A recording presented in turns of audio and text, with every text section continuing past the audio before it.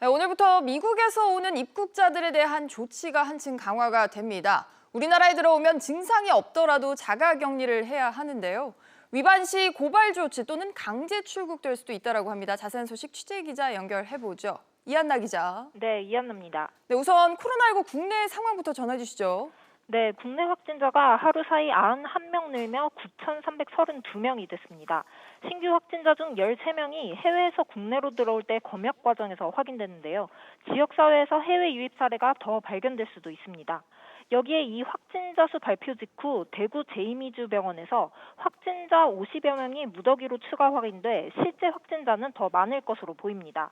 사망자는 8명이 늘어 모두 139명이 됐고 완치 판정을 받고 격리 해제된 확진자는 하루 사이 384명이 늘어 4,500여 명을 넘었습니다.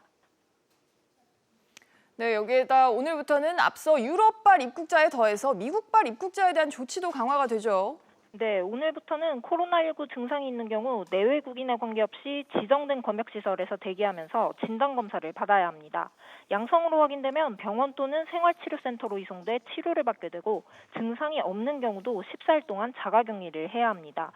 정당한 사유 없이 자가격리 의무를 위반하면 고발 조치되며 외국인의 경우에는 강제 출국될 수도 있습니다.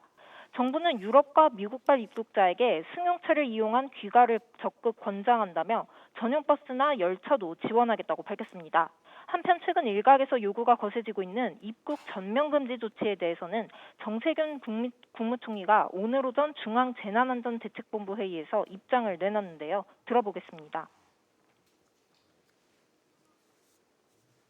전체 해외 유입 환자의 90%가 우리 국민인 점을 감안하면 당장 입국 금지와 같은 조치를 채택하는 데는 제약이 따릅니다. 사실상 입국 금지를 하지 않겠다고 선을 그은 것으로 풀이됩니다.